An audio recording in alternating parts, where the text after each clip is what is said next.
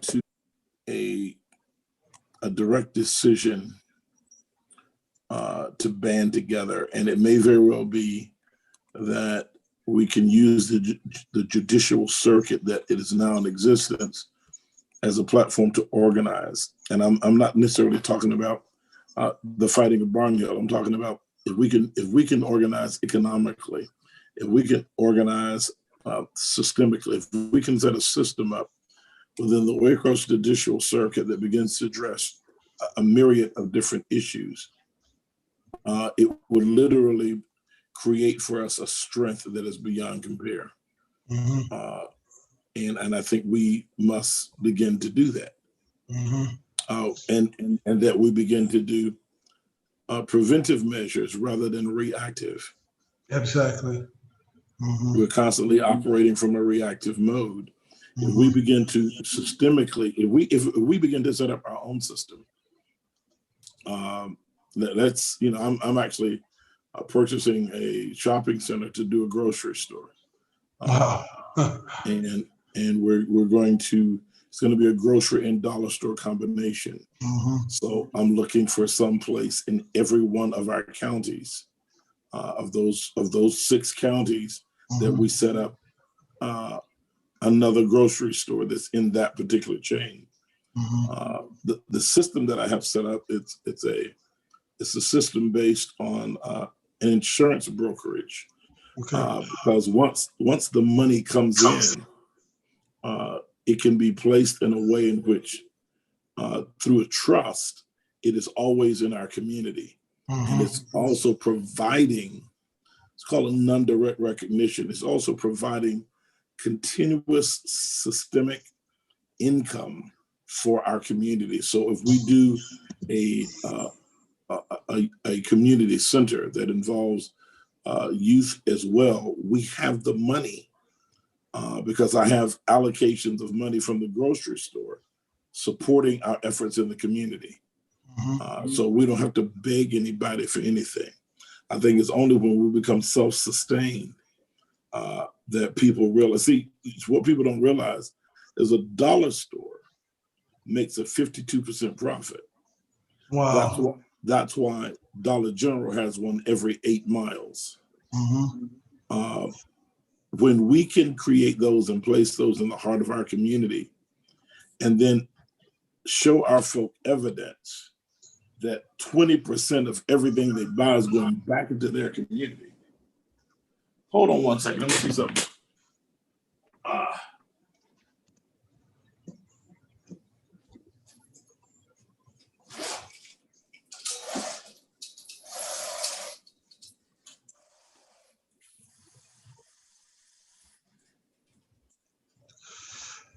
All right. I didn't know whether it was the air conditioner or it's pouring down rain, and it is pouring down raining outside. Yes, it's not raining here. That's kind of amazing. It's interesting too. Well, I'm in Augusta. I'm in Augusta. Oh, I see. Okay. Yeah. Man, you get around. Get around.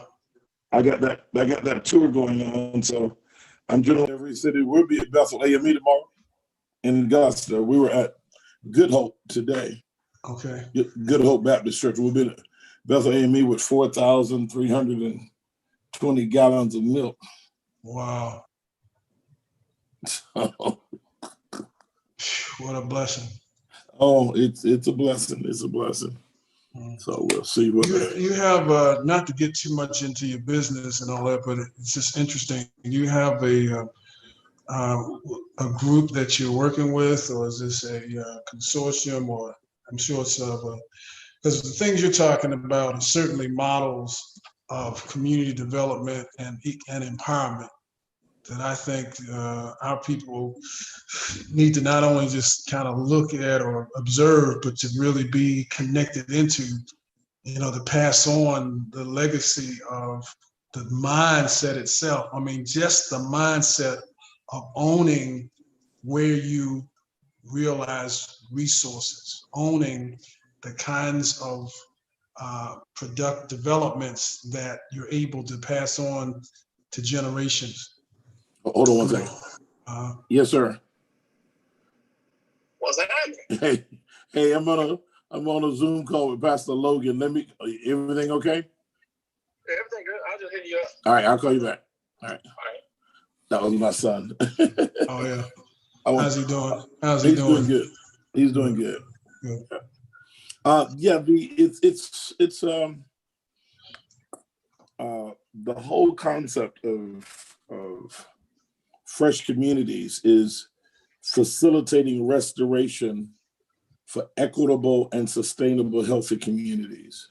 Mm-hmm. There's an insurance product. Now, for some reason, I'm just getting me on this Zoom call. What do I need to do to? What do you mean you're getting you? All right, now I got you. I didn't know what the world was going. There's an insurance product that allows for us to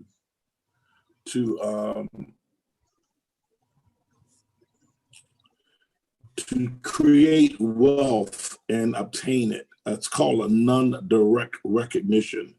You can take $1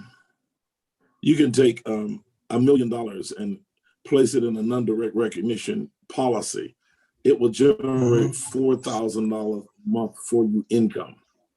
But additionally, while it's sitting in there, you can borrow from it, and the interest from it will repay the loan.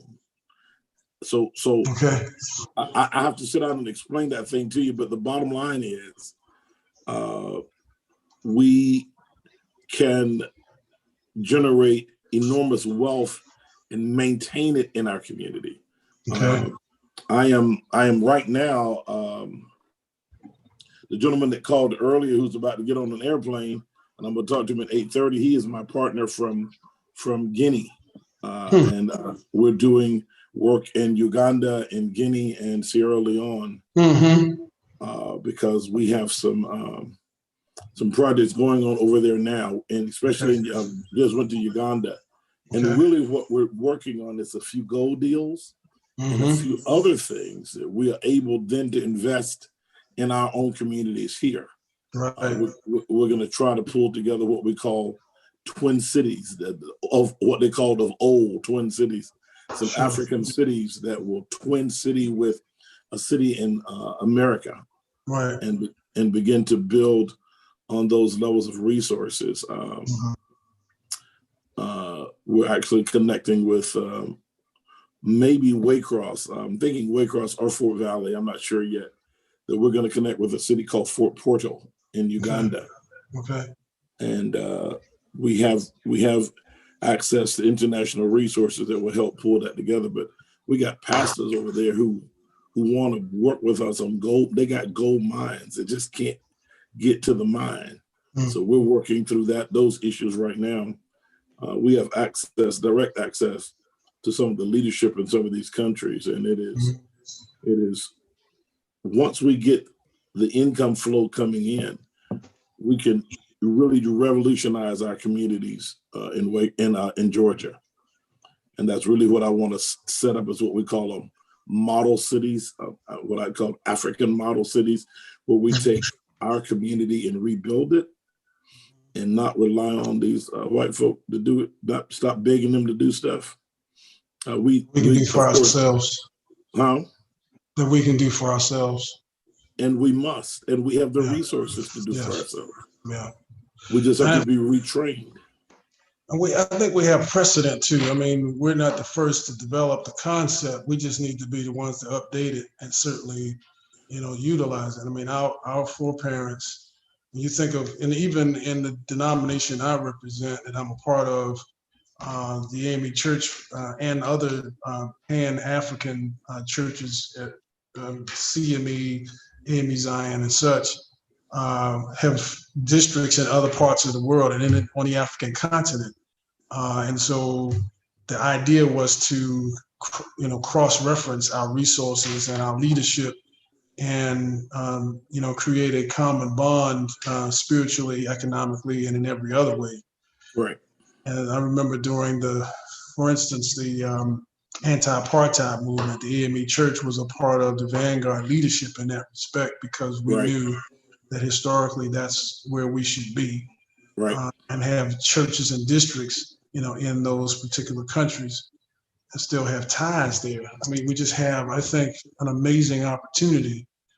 And I think the flashpoints that we're having with all of the challenges are just opportunities for us to really identify, for instance, our places of engagement. I was on a Camela conversation last week. I know you were kind of tired. I've had things going, but we were talking about at length, not just in terms of what the Democratic Party is doing, but what the agenda African Americans need to have for ourselves. What we, it's not enough for us to simply kind of link our destiny to whatever the Democratic Party is doing, or any party for that matter. We have to be able to struggle. We should have our own. Yeah. Well, and I'm working on it with a colleague of mine, Sherelle Bird, and Carmen. I'm trying to think of Carmen's last name, but we've been working to pull together what we call the agenda, the African agenda, mm-hmm. And what are the demands that we place upon these leaders? Why are we Democrat? Now, I'm not advocating becoming a Republican, but I'm advocating on making sure that the Democratic Party recognizes the strength that they have in us, and that they respond accordingly. So it's not about the party as much as it is about the agenda and who's going. We have to put the agenda. Why is it that everybody else has gotten reparations except us? Yeah. Ooh, now that is the one thing we talked about last week, is the issue of reparations. If you look at our video from last week, reparations was where everyone felt was important, a critical part of our agenda. And one of the observations was, okay, so you came out with $3 to $5 trillion to provide support during COVID-19 for businesses and individual small businesses and so forth. Of course, the large businesses, the small and other connected businesses made out like fat rats, and the majority of the community, as of now, the end of July, been basically cut off and left to fend for themselves, while your elected officials, went home and had a holiday.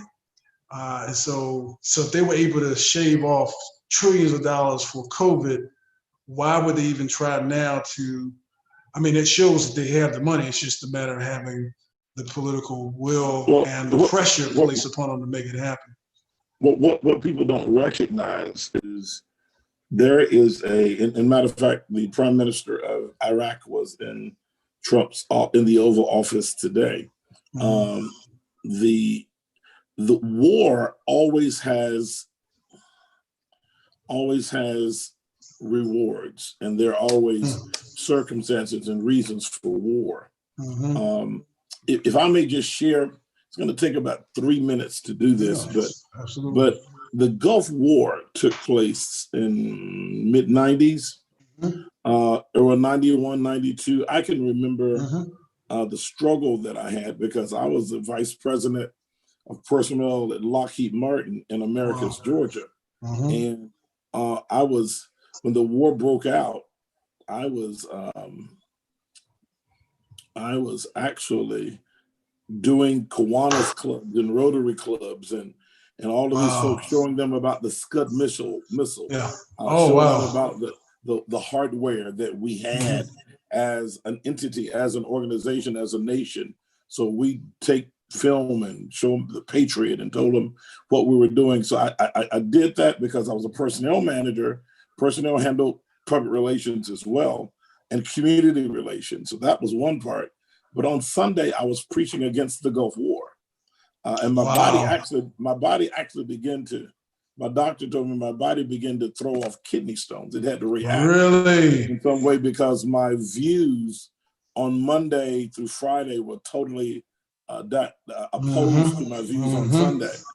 So the essence of it is, what took place during that war is they seized Kuwait, and they took control. The United States took control of Kuwait and received something called the Kuwait dinar.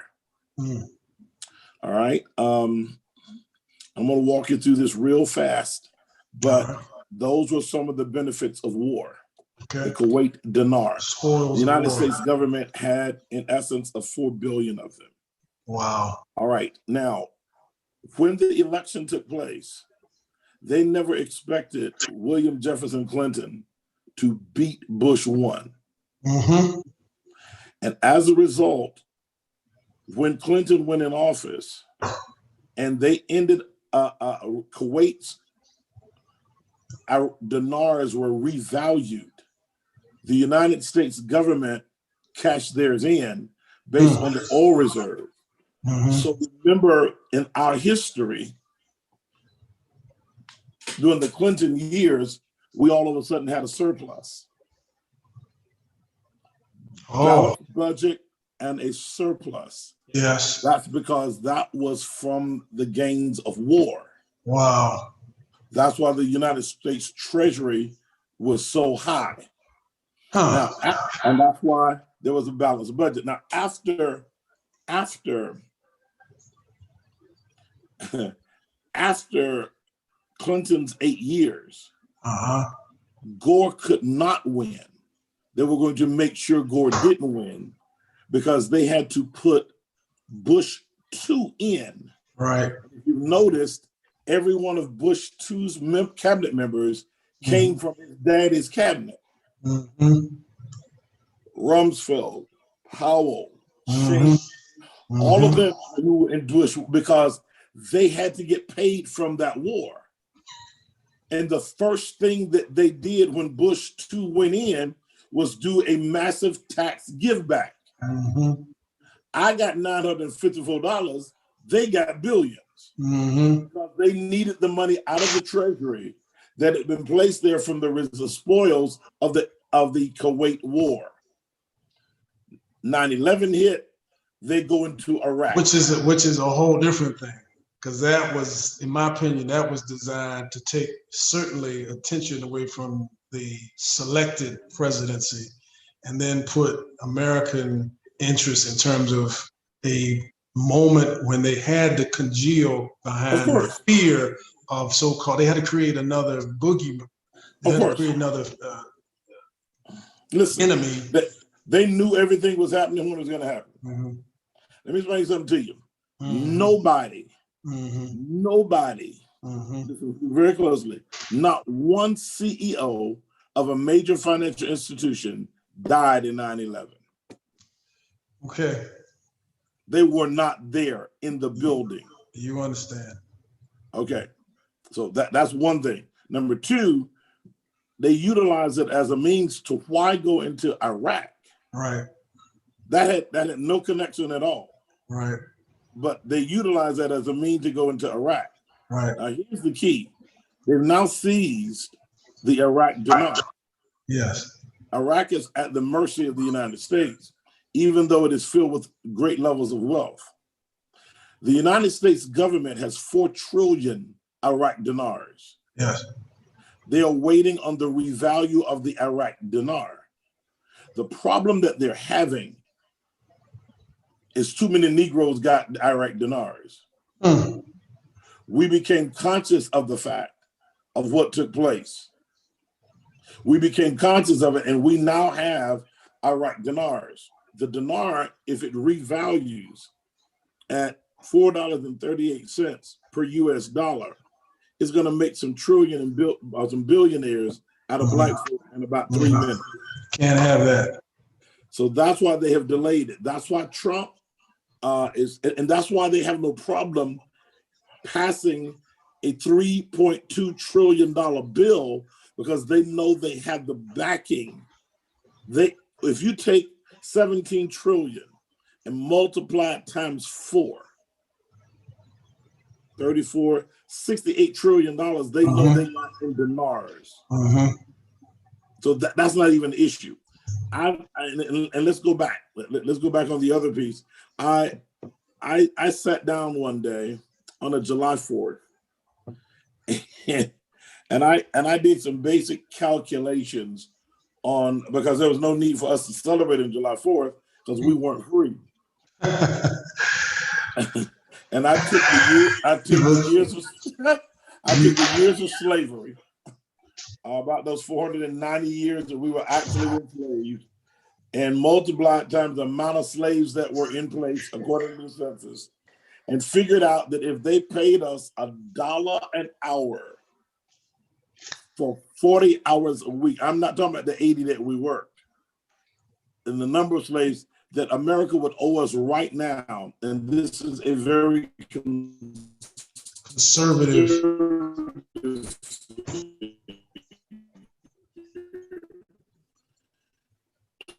27 trillion, 27. But what we must do, I think one of the greatest mistakes that we have ever made as a people is to integrate.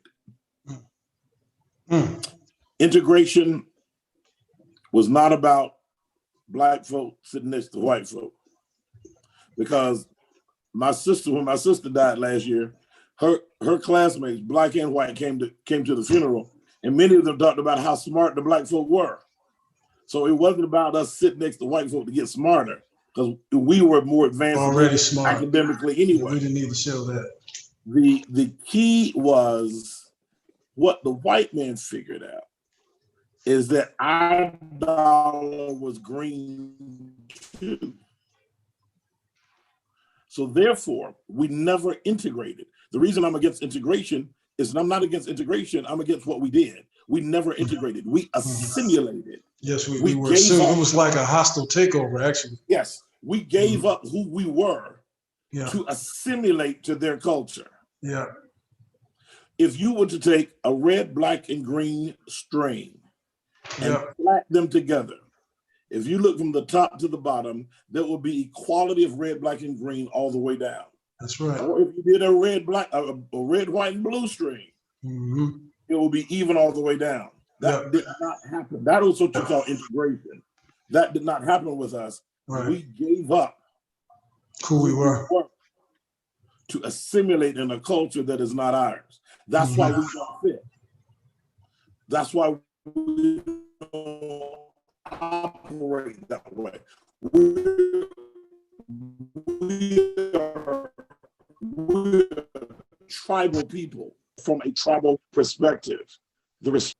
So we don't fit into the corporate American society because we're not. It wasn't built for us. It was built on us, but it wasn't built by us. No, we are Africans. Yeah, we are, and we're not. Like I tell people, I'm not African American. I'm an African who happens to live in America. Right. And when we stop accepting the labels, Jamaican, African Jamaican, or all of that, when we unite as Africans, that's the one thing they don't want. Dr. Arakwano Chubabe Quo tells us that the one thing they don't want is for us to all identify as Africans. If you begin to deal with the diaspora of all of the Africans who are in America and connect with those who are in Jamaica and Brazil and all of the nations of the world, when Africans join together, we recognize we are 7 out of 10 people in the world are origins of Africa. The one thing they don't want is for us to unify. Absolutely. Absolutely. That's one thing that I think is the reason why they continue to try to divide and distract. Now, here's a question, bro. Given what you just said, we just talked about the money as being the primary modus operandi behind who gets elected and who's in the presidency. I'm almost afraid to even ask this question, given what I would just be. Oh man, But how do you feel like things will turn out in about 74 days, 75 days? Oh, I feel confident that Biden's going to win. And the reason I feel that way is because Trump was not smart enough to make some of his other white folk get some of the money. I don't think enough of them got some of the money. And in his efforts, he has abandoned some farmers and some business folk.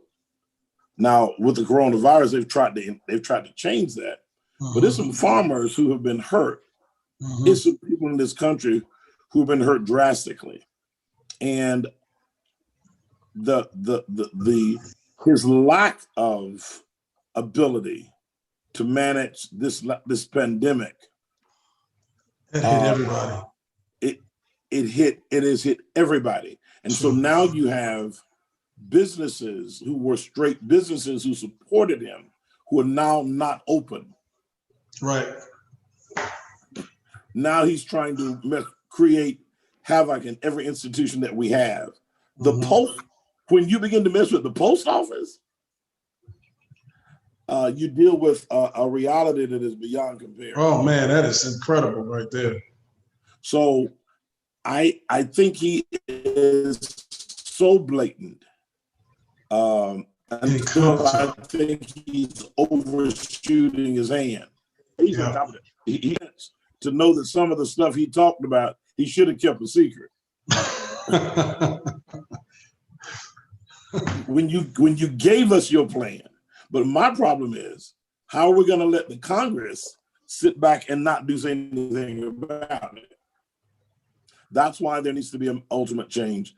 And I think he's going to mess with everybody. When veterans stop getting their medicine on time, when people don't get their checks, because everybody don't get direct deposit. That's true. When these folk with these Social Security checks and these pension checks and these veterans checks all of a sudden don't get their money on the 3rd, they don't get it about the 10th, and they rent due or their mortgages due. Yes, sir. Yes, sir. That is going to be, I think he's overshot his hand, which is to our advantage. And let's remember shutting down the entire federal government for an enormous amount of time really disenfranchised people a couple years ago. Well, that was incredible. He is a spoiled brat. When you're born, but here's the key: when you're born and you're born into wealth of $317 million, how do you ever get broke? That tells you right then you can't manage anything. And if you file for bankruptcy 6 times as a businessman, why in the heck do you put him at the head of the country? Well, I mean, he's doing exactly what he was designed to do. I mean, to further the interests of his own supporters and people who are in his league. And it was certainly, if you will, a backlash to 8 years of African American who was in office, and ironically too, a backlash to the to Occupy Wall Street across the country. You had to have a resurgence of both that financial tier, it's a class issue, and then they had to couch it in a race class issue, which goes back to a historic divisiveness where we tout the idea that, a certain phenotype, white or European and so forth, appealing to that particular fear and that false narrative, but then to, try to actually foster, as it were, some type of collusion between those who feel disenfranchised, who would actually vote against their own interests vis-a-vis the Affordable Care Act. I mean, to vote against, to want the Affordable Care Act because you call it Obamacare? LBJ said years ago, Lyndon Baines Johnson said, if you can convince poor white folk that they are better than black folk, then we can control that from now on. What LBJ was basically saying is that we need to get the poor white folk on our side, because if we tell them that they're better than black people, they will vote against their own interests. Just to say they're better. So we have a pandemic going on. Yes, we do. And we have a president who's trying to kill the Affordable Care Act. Yeah, in fact, I just learned today that they're going to have a ruling in March and a hearing right after the elections, like November something, right after the election, like the 15th or so. Still trying to still trying to get it ruled as unconstitutional. Just absolutely incredible. Absolutely incredible. Our hope is that the outcome of the elections will certainly kind of presumptively interdict that particular process, because that's disastrous in my opinion. Well, the other, I think we will then have a Congress that will be able to reinstitute anything back in. Just like what they're doing with the census right now. We were to go with that particular, and I don't think people really understand what's going on. And I'm talking as a pastor, talking from Fresh Communities. I talked to Mayor James in Waycross on last week out of a concern with the census. The census, because of the COVID-19 piece, was to go through October 31st. Right.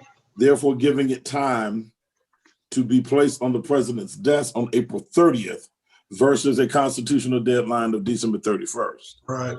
By Constitution, all the data needs to be on the president's desk. What they recognize, even when they put the plans together, is that if we wait and deliver this thing on April 30th, it won't be presented possibly to a President Trump. It'll be presented to a President Biden. Right. And from the census data is how the House of Representatives is reapportioned. Yeah, right. So we don't need to present this to a Democratic president. We need to present it to a Republican president. So they've now gone back and gone to the original date of September 30th, right, so that it can be on the president's desk by December 31st. Here's the key. The city of Waycross, for instance, at this point has a 46.9% response rate. I didn't say the county of Ware, the city of Waycross.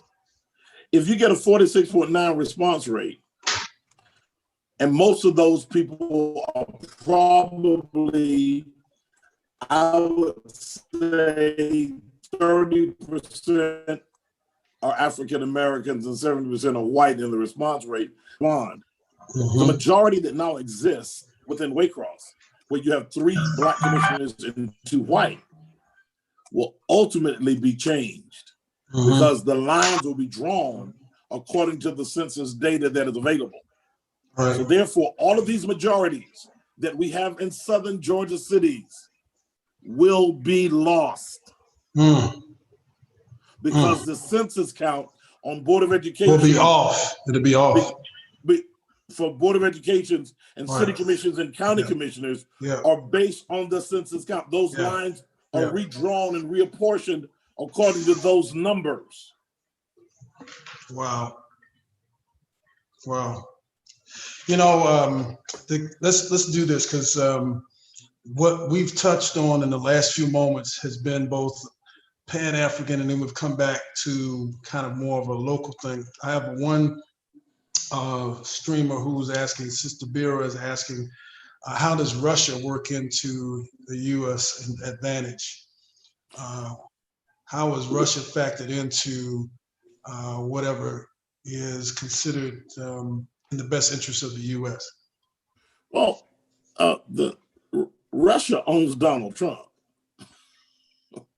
4 more years of Trump means that we will probably be under Russia's control totally, because at this point, he won't even have to worry about being reelected. So they'll go and institute. He doesn't have anybody to be accountable to. He has nobody to be accountable to. Yeah. That would be the worst thing, and that's what President Obama said last night, that Trump is a threat to our democracy. Yes. Yeah. It would be one of the worst things we can. He would literally turn over the control of this country Yes. with no regard to caring about anything. Yes. Yeah. I think the tragedy ultimately is the fact that you have such a blatant disregard for constitutional process, constitutional precedent, But hold that on, you just do basically whatever he you doesn't. want to do, whatever that is. He doesn't have a disregard. He's ignorant. He's never read the Constitution. Of course. He doesn't know what those norms are. Yeah. Yeah. He's ignorant he doesn't know what the norms are.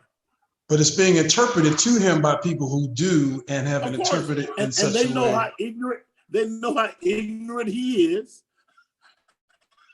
So they interpret it in such a way. Just like Ronald Reagan. So given what we're talking about, let's bring this home to South Georgia. Let me preface what I'm saying by, again, going back to what you did and what we did together and what you did as it relates to the recall process. Because I believe the scriptures say, in all work and all toil, there is profit. I believe that a lot of good came out of that initial push. And that's why I endorsed it immediately. I mean, there are some, we came off of the Ahmaud Arbery murder and lynching. We're dealing with All Eyes on Statesboro right now. And there's an incident that you were talking about that has occurred in Albany, or was it, or Valdosta? Valdosta. It was in Valdosta, not long ago. Well, actually, 2 weeks before Ahmaud Arbery. And then there's a situation that just happened in Waycross.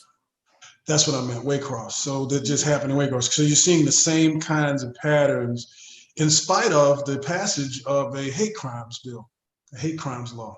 And so you have some new kinds of things happening. And of course, with, again, All Eyes on Statesboro, and I learned yesterday that they would not grant a bond to Marcus Wilson in Statesboro. In fact, they're trying to use the COVID crisis as an excuse for holding over the hearing until, and even constituting a jury until 2021. So the question came, the first thing that came to mind was this judge elected? And if not, then how was, so this goes back to what we were talking about in terms of recalling various officials who put in position. I think judges are elected every 7 years, right? Sir? I think judges are elected every 7 years. And so, you know, there needs to be, there needs to be kind of a mapping out, if you will, of what's what, because like you're thinking, and I like the way you're thinking, and I think you're not alone in this, obviously, because you have a lot of help. And we have more help. I think that this is what our young people are looking for. This is what the next generation is looking for. Individuals, those who are bridge builders, intergenerational bridge builders like yourself, who have a plan, who have an idea or vision of. That's why your young men shall dream dreams, and your seasoned brothers and sisters will see visions. Yeah, who can see what needs to happen. Yeah, let me make sure we get that right. The young men shall isn't it the old men shall dream dreams? And young men shall see visions. Yeah, because sometimes we gotta sleep. the older we get. You silly.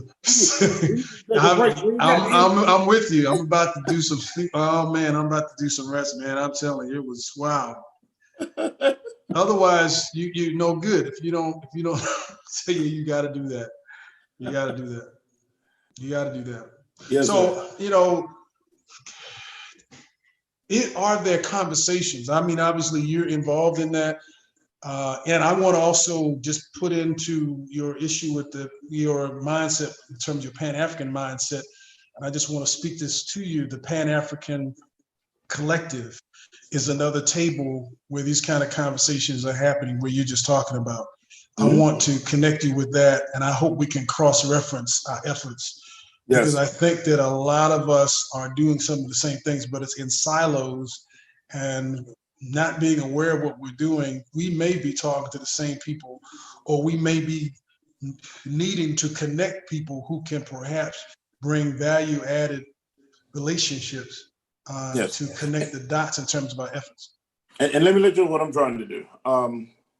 In the effort, I think it's going to be crucial that we set up what we call a demonstration plot. I call it a demonstration plot for the kingdom of God. It was originally coined by a guy by the name of Clarence Jordan, who's founded Koinonia Partners. But it's a demonstration plot for the kingdom of God. And what we need to create is a city in Georgia where we implement and put in place what we call, what Dr. King called the beloved community. And that we model that. And that we, once we, and there's some more details that I'll talk with you offline of how this is done, because I'm patenting the process right now.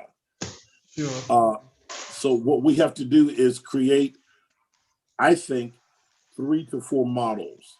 One in a strictly small rural area, one in a micropolitan area like Waycross, Douglas, one in a suburban area like Macon or Albany, and one in a true urban area, but a part of that urban area in Atlanta.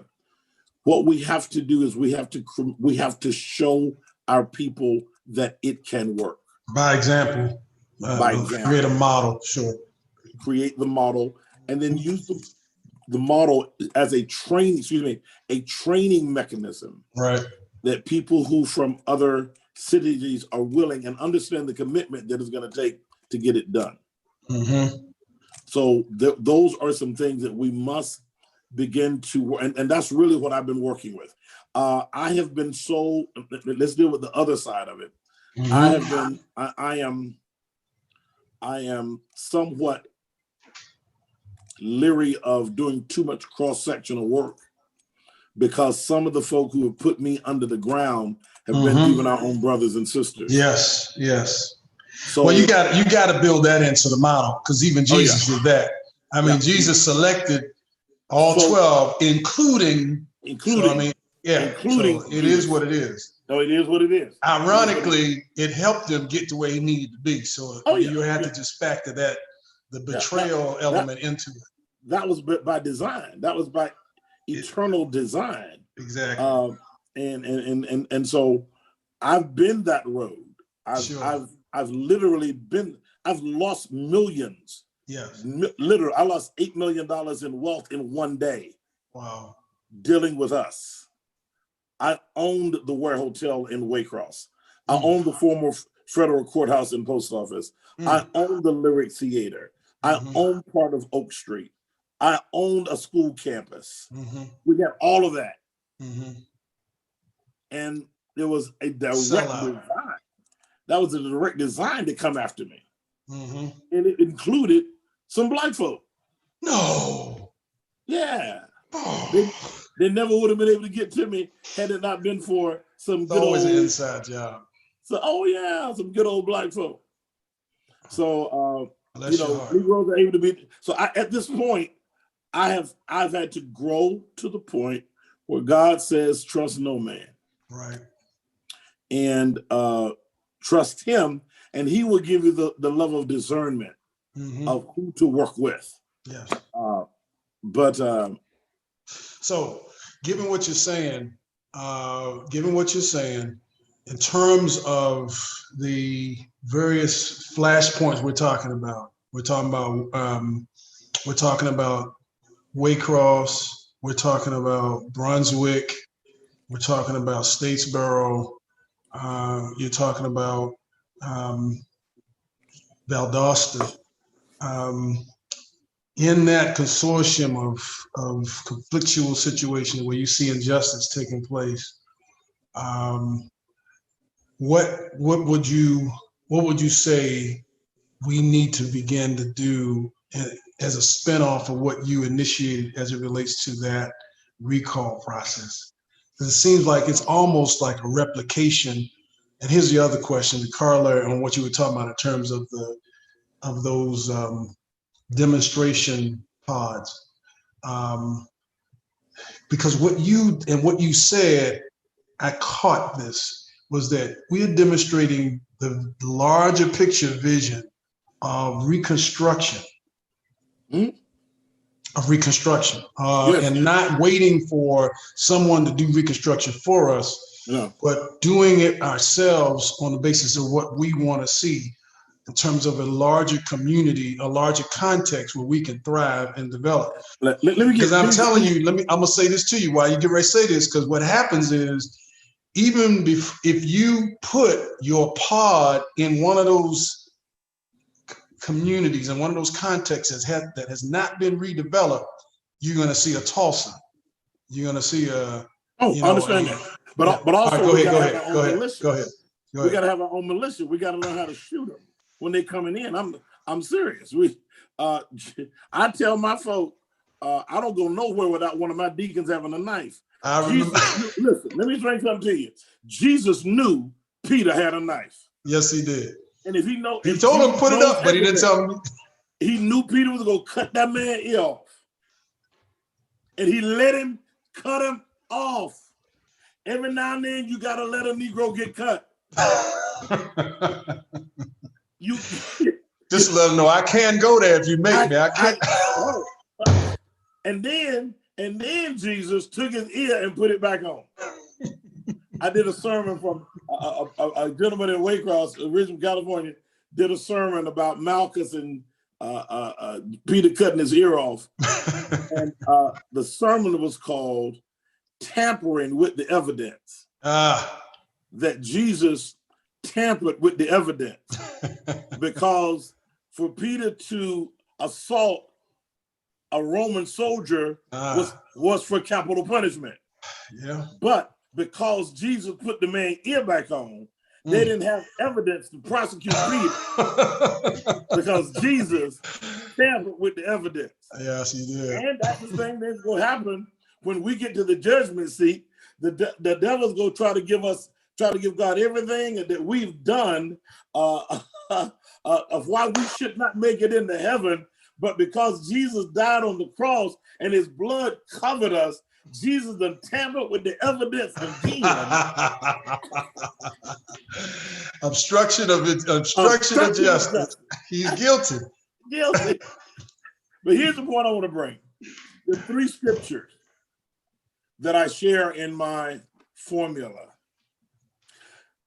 Exodus. Deuteronomy. For it is the Lord thy God who giveth thee the power to obtain wealth. Absolutely. 8 and 10. Remember the Lord thy God, for it is he that giveth thee, what is that, 8:24? 8 and 10. 8:10. Giveth us the power to obtain to get wealth. Right. To get wealth. That's number one. Number two, a good man.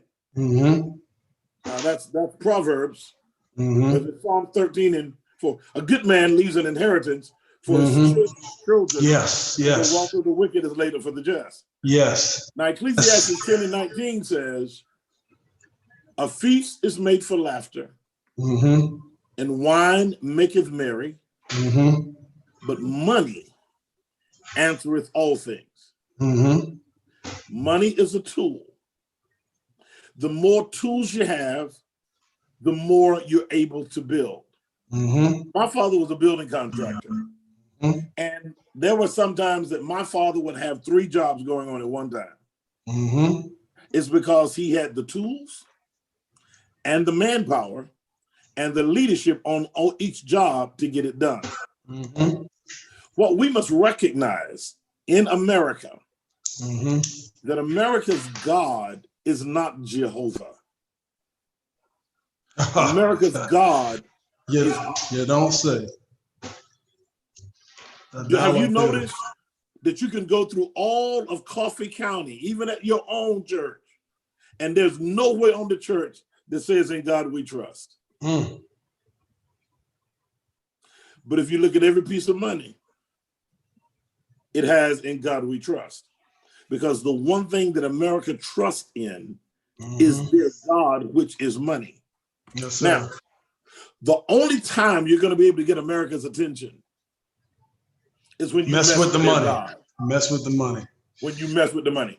Now, we had, and I think I shared on a few sessions a while earlier and I'll make this quick. We had a consumer education project in Americus, Georgia, 91 and 92, where we literally locked down the city economically. Oh yeah, you told us about that.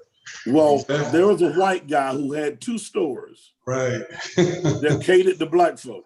Yeah. And he called the mayor and said, you can name the city after that Negro. But open this economy But back. get my Yes, sir. nigga. Well, I'm gonna tell you what he said. He said, you can name the city after that nigga. Don't say the word. Get my niggas back in his shop. Oh my God. Lord help. It is what it is. The essence of where we are. Yes, sir.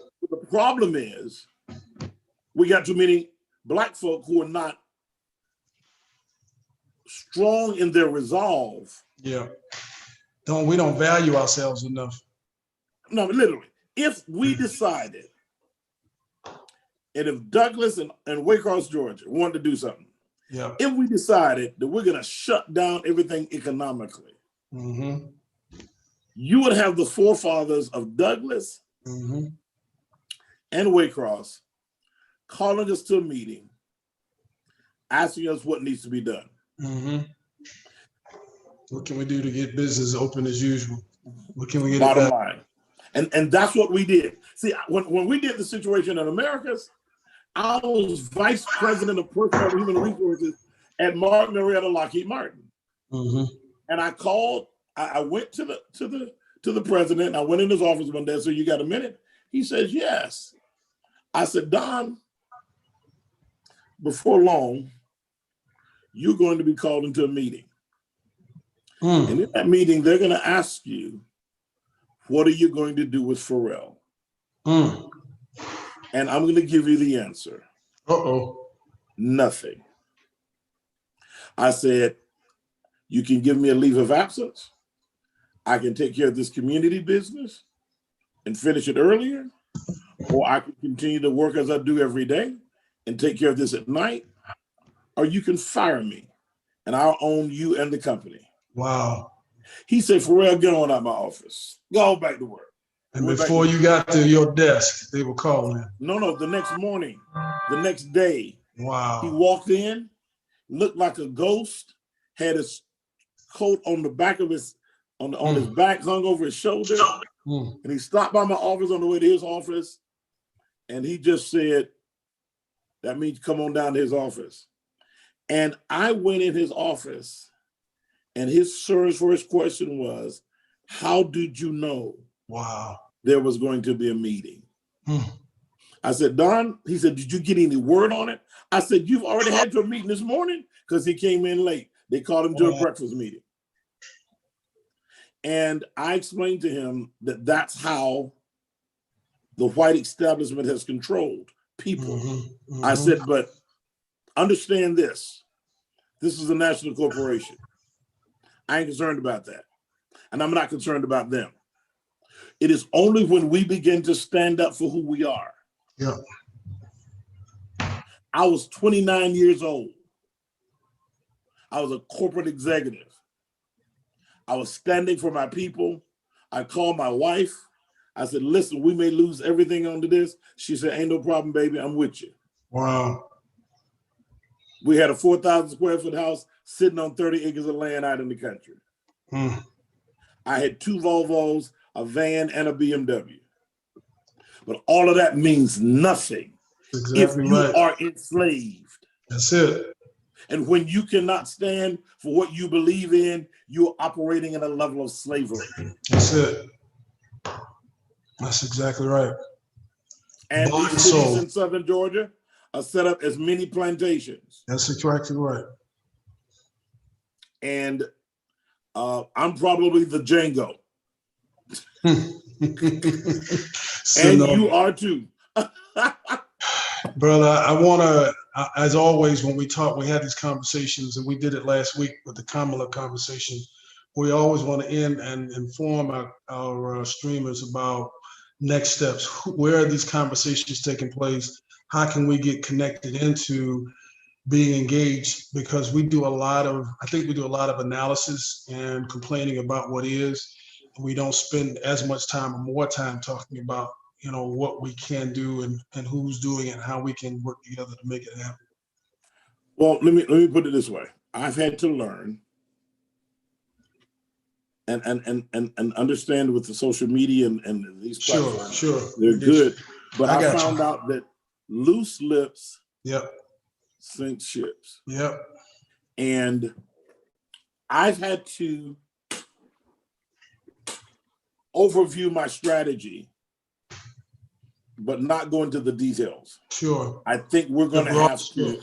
We're going to have to.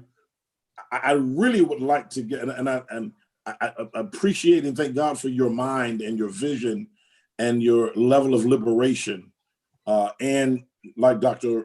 Kevin Moore. And I think we need to form, a consortium of cross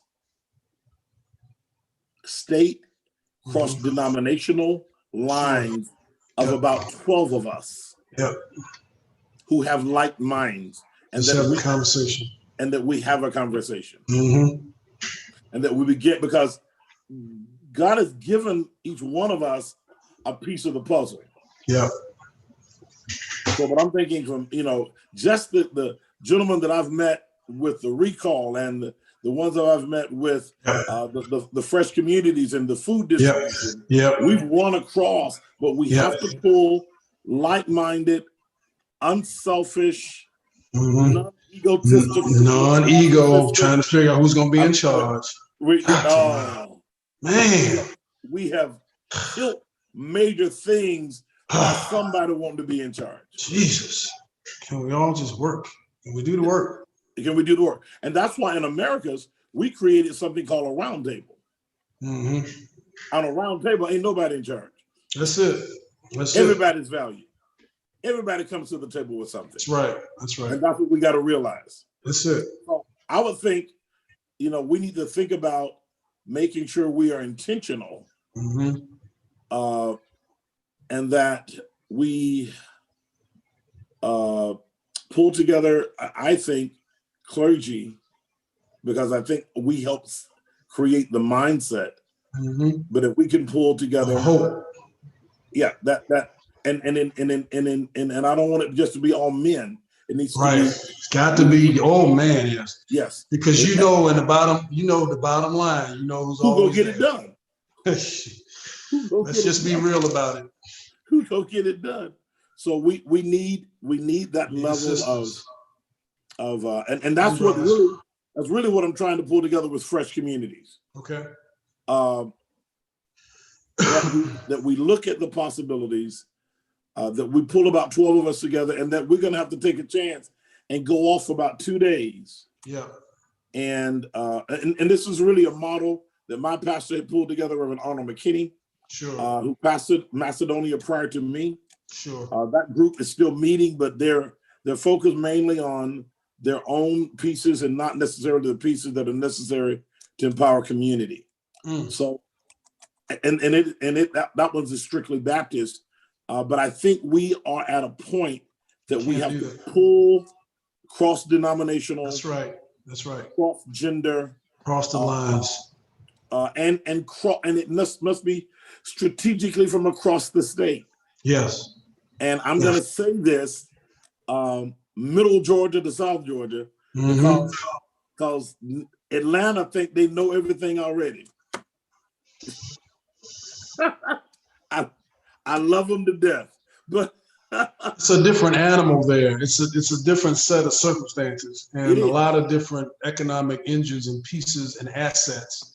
Yes. But there are some very important assets that need to be pulled together in the South Georgia area that I think are absolutely key to not just the future of Georgia, but of the kind of things we're talking about with the African continent. I think we have an enormous opportunity, if we could broker it correctly, to really do some, because of course, the Georgia Chamber of Commerce is already over in the African continent, already making overtures, but it just seems to me that we have to do the kind of conversation you're talking about, thinking the 30 years in advance that you were just mentioning earlier at the beginning of our conversation.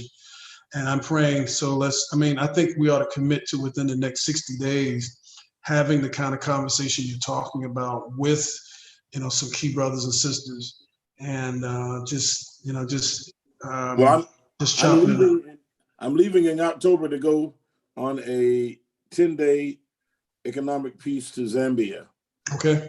And from there, we're going to go to Uganda. Okay. So there are some things that we really need to talk and walk through. Before you go. Yeah. So I'll tell you what I will do, and I don't care who hears this. I will make sure that you're connected into the Pan-African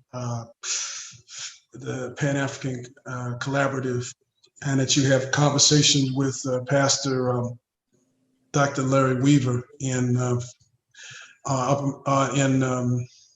Maryland, who pull together sisters and brothers. They have once a month on Saturday morning at 10 a.m. the Pan-African Collective. So I'm gonna make that connection within the next week, and we can have that conversation. And there is also, we're working directly with Dr. Arakwana Kumbambwe Kwo, who's the former United States ambassador for the African Union.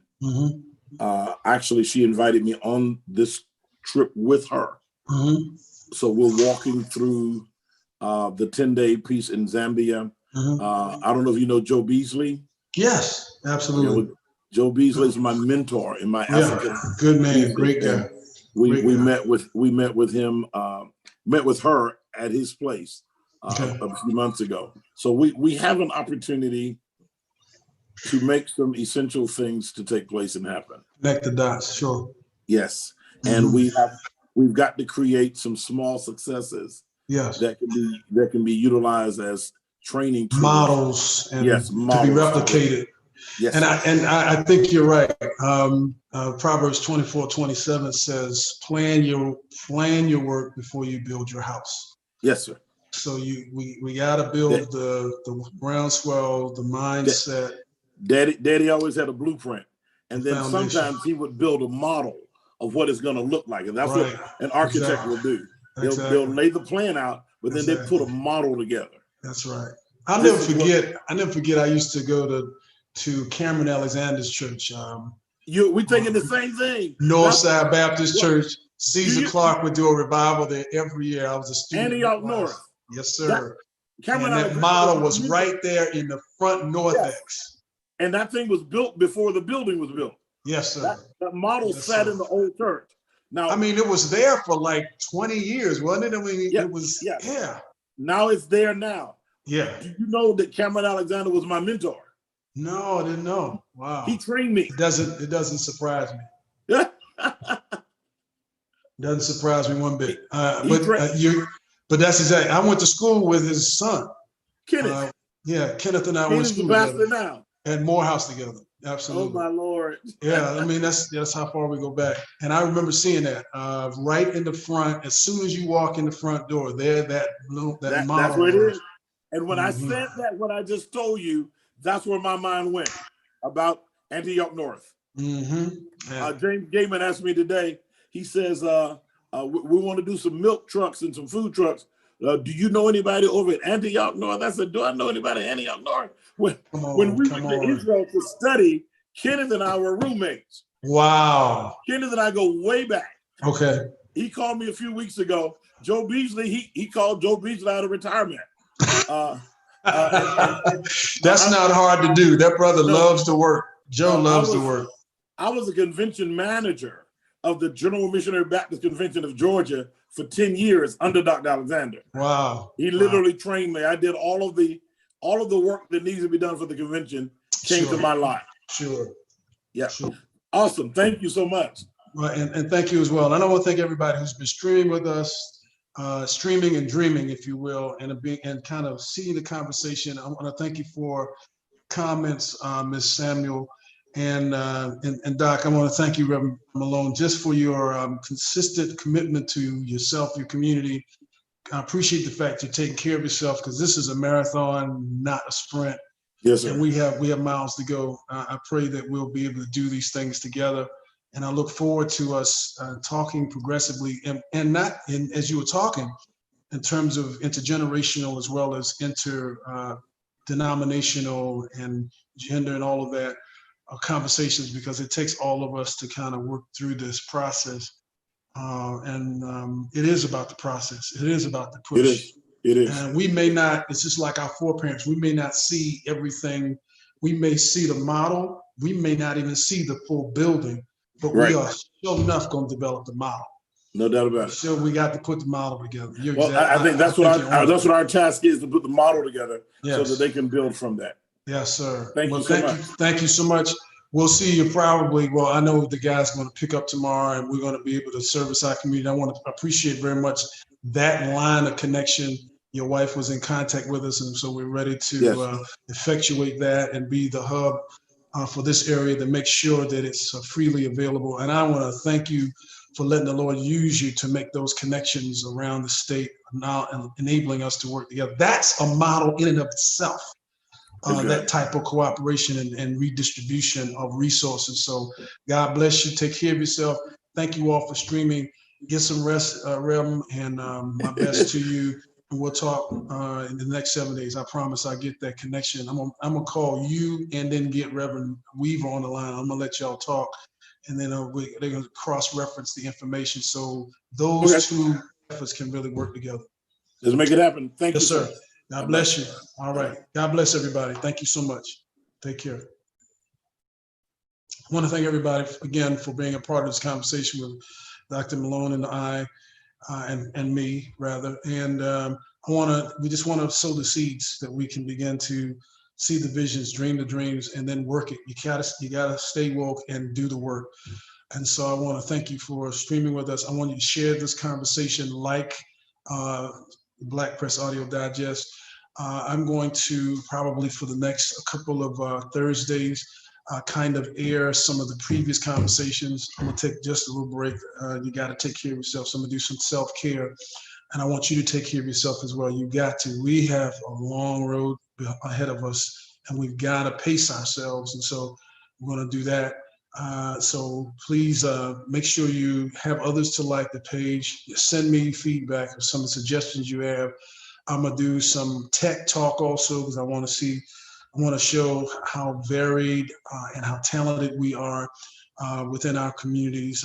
Tech talk, business talk, and outreach and development, both national, international, local, and continue to keep us abreast of some of the justice issues that we're facing. This is our time. This is our season to be who we've been called to be. And each of you have talents. You've had experiences, and God has, and I'm as a man of faith, as a person who believes that God has positioned us here for such a time as this. I just believe that all of us are consorted together for this moment to make an impact. I want to be a part of helping to do that with you and you with me, and making that happen. Let's do it in purpose. Let's do it in power. Let's do it in a program of focus and productivity. And I want to thank you for streaming with me. God bless you, and all of you take care of yourselves. And we'll talk to you in a couple of weeks, and we'll look forward to being with you. Again, inbox me, like the page, share it, share the concept. The videos are uploaded. Please feel free to connect in those respects. And if you have some particular challenges that you need to bring to the fore, please inbox me. Go also to my Facebook page, Louis E. Logan II. That's my primary Facebook page. And this one is one of my other Facebook pages as well. Thank you so much, and God bless you. Take care.